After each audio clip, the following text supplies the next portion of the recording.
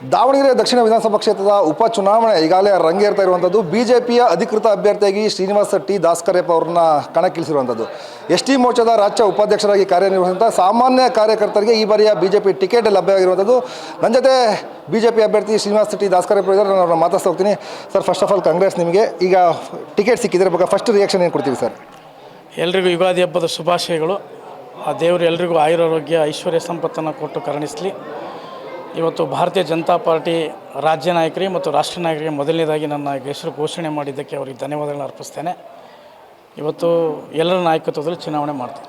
ಈಗ ದಾವಣಗೆರೆ ದಕ್ಷಿಣ ಕ್ಷೇತ್ರ ಅಂದರೆ ಕಾಂಗ್ರೆಸ್ನ ಭದ್ರಕೋಟೆ. ಆ ಭದ್ರಕೋಟೆಯನ್ನು ಭೇದಿಸಲಿಕ್ಕೆ ಏನೆಲ್ಲ ಪ್ಲಾನ್ ಮಾಡ್ಕೊತಿದ್ರಿ ಬಿಜೆಪಿಯಿಂದ?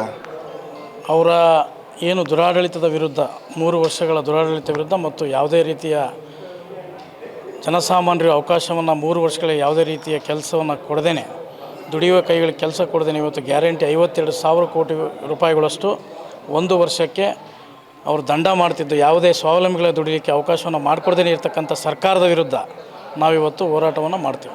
ದಕ್ಷಿಣ ಕ್ಷೇತ್ರದ ಚುನಾವಣೆ ಅನೌನ್ಸ್ ಆಗೋದಕ್ಕೆ ಮುಂಚೆನೇ 100 ಕೋಟಿ ಆಲ್ರೆಡಿ ಬಿಡುಗಡೆ ಮಾಡಿದ್ದು ದಕ್ಷಿಣ ಕ್ಷೇತ್ರಕ್ಕೆ. ಅದೇನಾದ್ರು ನಿಮಗೇನಾರ ಎಫೆಕ್ಟ್ ಆಗುತ್ತಾ? ಅದು ಯಾವುದು ಈಗ 20 ವರ್ಷದಿಂದನೇ ಎಷ್ಟು 100 ಕೋಟಿ ಕೊಟ್ಟರೂ ಉಪಯೋಗ ಆಗಿಲ್ಲ ದಕ್ಷಿಣದಲ್ಲಿ.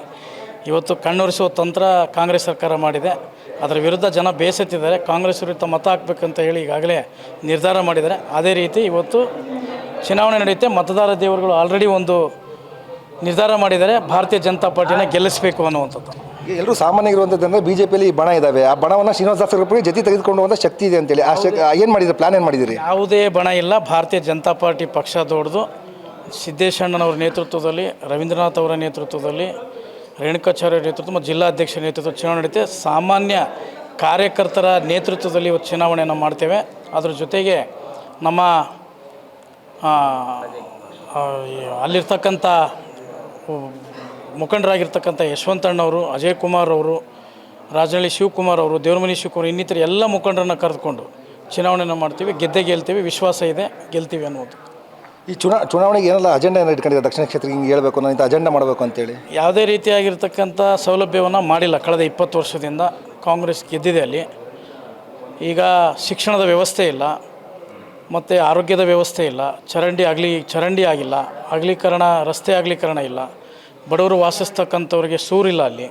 ಅದೆಲ್ಲ ಕೂಡ 224 ವಿಧಾನಸಭಾ ಕ್ಷೇತ್ರಗಳ ಮಾದರಿ ಕ್ಷೇತ್ರವನ್ನಾಗಿ ಮಾಡಬೇಕು ಅಂತೇಳಿ ಒಂದು ಇಚ್ಛೆಯನ್ನು ಇಟ್ಕೊಂಡಿದ್ದೆ, ಪರಿಕಲ್ಪನೆ ಇದೆ. ಅದೇ ರೀತಿ 224 ವಿಧಾನಸಭಾ ಕ್ಷೇತ್ರಗಳಲ್ಲಿ ಮಾದರಿ ಕ್ಷೇತ್ರವನ್ನಾಗಿ ಮಾಡ್ತೀವಿ.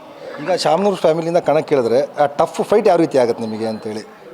ಕಾಂಗ್ರೆಸ್ಸು ಮಾತ್ರ ಎದುರಾಳಿ, ಅಭ್ಯರ್ಥಿ ಅಲ್ಲ. ಕಾಂಗ್ರೆಸ್ ವಿರುದ್ಧ ಹೋರಾಟ ಮಾಡ್ತೀವಿ, ಗೆಲ್ತೀವಿ. ಎಸ್, ಇದು ಶ್ರೀನಿವಾಸ ದಾಸ್ಕರೆಪ್ಪನವರ ಮಾತು. ಅಂದರೆ ಕಾಂಗ್ರೆಸ್ ನಮಗೆ ಎದುರಾಳಿ, ಶಾಮನೂರು ಫ್ಯಾಮಿಲಿಯರಾಗಲಿ ಅಥವಾ ಇನ್ನು ಯಾರೇ ಅಭ್ಯರ್ಥಿಯಾಗಿ ಕಣಕ್ಕಿಳಿದು ನಾವು ಕಾಂಗ್ರೆಸ್ನ ಸೋಲಿಸಿ ಬರೀ ಗೆಲ್ತೀವಿ ಅನ್ನೋ ಒಂದು ಆತ್ಮವಿಶ್ವಾಸವನ್ನು ವ್ಯಕ್ತಪಡಿಸಿರುವಂಥದ್ದು. ಕ್ಯಾಮ್ರಾ ಪರ್ಸನ್ ಅಣ್ಣೇಶ್ ಜೊತೆ ಯಶವಂತ್, ಒನ್ ಕನ್ನಡ ನ್ಯೂಸ್, ದಾವಣಗೆರೆ.